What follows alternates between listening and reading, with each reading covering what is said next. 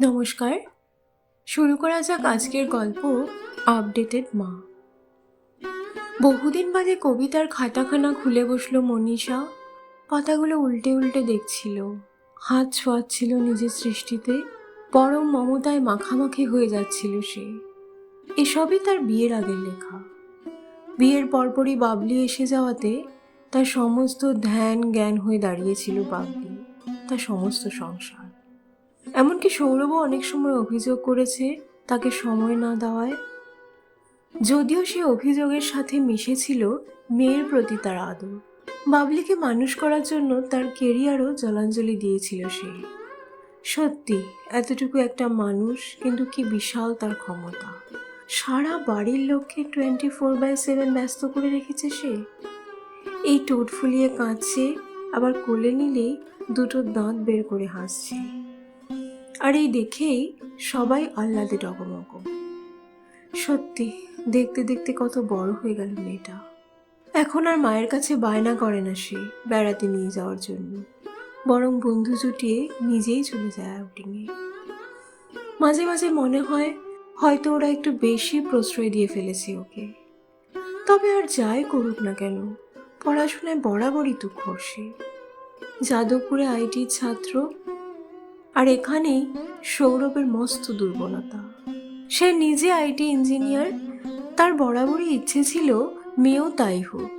তার ইচ্ছের মান রেখেছে বাবলি, অথচ ছোটবেলায় কি সুন্দর লেখার হাত ছিল বাবলির।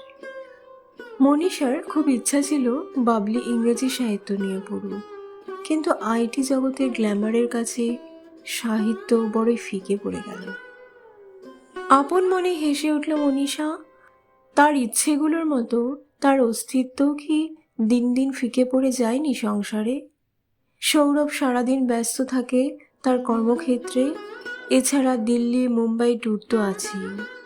বাবলি তার পড়াশোনা ও বন্ধুদের নিয়ে গড়ে নিয়েছে নিজের জগৎ, কিন্তু মনীষা, তার কাছে এই সংসারটুকুই তার পৃথিবী।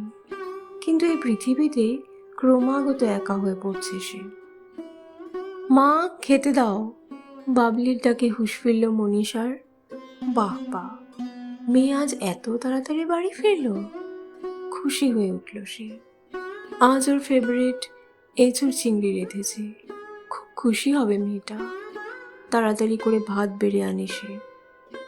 উফ মা, আবার সেই ভাত ডাল তরকারি আর মাছের ঝোল? মাঝে মাঝে একটু অন্যরকম, মানে কন্টিনেন্টাল বা চাইনিজ ইত্যাদিও তো বানাতে পারো। ধুর, খাবো না আমি এসব। আমি অনলাইনে অর্ডার করে দিচ্ছি। নিজেকে একটু আপডেট করো মা। কথাগুলো বলে সে দুমদুম করে ঘর থেকে চলে গেল। খাবারের থালা হাতে শক্ত হয়ে দাঁড়িয়ে রইল মনীষা। মাস তিনেক পরের কথা। সকালবেলা সৌরভের হাঁকডাকে ঘর থেকে বেরিয়ে আসলো বাবলি। কি হলো বাবি, সকালবেলা এত ডাকাডাকি? ওরে বাবলি দেখ, এতদিন আমরা একজন কবির সাথে বসবাস করছি। আরে, এতদিন তো জানতেই পারিনি। আজ আমার একটা জিনিস খুঁজতে গিয়ে আবিষ্কার করলাম তোর মায়ের কবিতার খাতা। তাই তো ভাবছি, কদিন ধরেই হয় রান্নায় নুন কম হচ্ছে, না হয় পুড়ে যাচ্ছে। তা ভালো, তা ভালো। প্রতিভাবান ব্যক্তিদের এসব হয়েই থাকে। কথাগুলো বলে টেনে টেনে হাসতে থাকে সৌরভ। সে হাসির অর্থ বেশ ভালোই বুঝতে পারে মনীষা।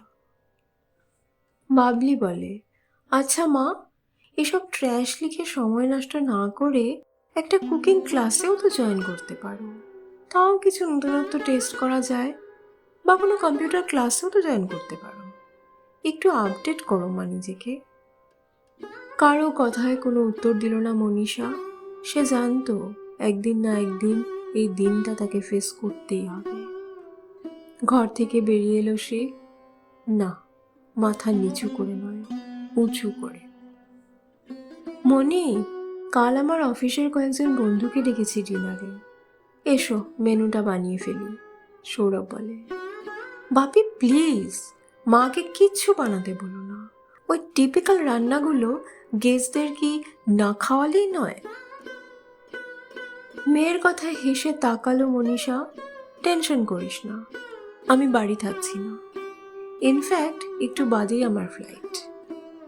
বাবা মেয়ে দুজনে আকাশ থেকে পড়লো। মানে, কোথায় যাচ্ছ? আগে বলনি তো। কেন, বললাম তো, মানে যেভাবে তোমরা বলে থাকো আর কি। আমি একটা পত্রিকার কবিতা প্রতিযোগিতায় অংশ নিয়েছিলাম, প্রথম হয়েছি। পুরস্কার স্বরূপ পেয়েছি ক্যালিফোর্নিয়া যাওয়ার টিকিট এবং সেখানে কবিতা পাঠের আসরে অংশগ্রহণ করার আমন্ত্রণ। যদিও অফারটা 15 দিনের জন্য, কিন্তু আমি ঠিক করেছি আরও 15 দিন আমি নিউ ইয়র্কে আমার মাস্তুতো বোন সোমার বাড়িতে কাটিয়ে আসবো। অনেক করে বলে রেখেছি আমায়, মানে প্রায় মাসখানেক আমি থাকবো না। বাবা মেয়ে দুজনেরই হাঁ মুখ আর বন্ধ হচ্ছিল না। সৌরভ খানিকক্ষণ পর বিস্ময়ের আঘাত সামলে বলে উঠল, আমাদের আগে থেকে বললে আমরা কি না করতাম? আর বিদেশে যাওয়ার জন্য পাসপোর্ট ভিসা এসব দরকার হয়, সেটা জানা আছে কি? প্লিজ, তোমরা এত চিন্তা করো না আমার জন্য, ওসব আমি নিজেই ম্যানেজ করে নিয়েছি, মনীষা বলে ওঠে। এতক্ষণ পর মুখ খুলে বাবলি বলে, এতদিন আমাদের খাওয়া দাওয়ার কি হবে? কেন রে বাবলি, ভালোই তো হলো। মায়ের হাতে ছাই পাশ একঘেয়ে রান্নাগুলো থেকে কিছুদিন ছুটি, আর সুইগি জোম্যাটো তো রইলই তোদের জন্য। আর এসব তোরা নিজেরাই আবার অভ্যেস করে ফেল, কারণ ওদেশ থেকে ফিরে আমি একটা জব জয়েন করছি, অফার লেটারও পেয়ে গেছি। এটা ছাড়া অবসর সময়ে লেখালেখিতেও ব্যস্ত থাকবো, তাই এসব করার সময় আমি আর পাবো না। থ্যাঙ্কস বাবলি, তোর ওই আপডেট হওয়ার উপদেশটা বেশ কাজে লেগেছে। বাবা আর মেয়ের অবাক দৃষ্টির সামনে দিয়ে গটগট করে গাড়িতে গিয়ে উঠল মনীষা। না, এবার আর সে থামবে না। গল্পটি এখানেই সমাপ্ত। যদি গল্পটি ভালো লেগে থাকে তাহলে লাইক, শেয়ার আর কমেন্ট করবেন, আর চ্যানেলটি অবশ্যই সাবস্ক্রাইব করে রাখবেন। ধন্যবাদ।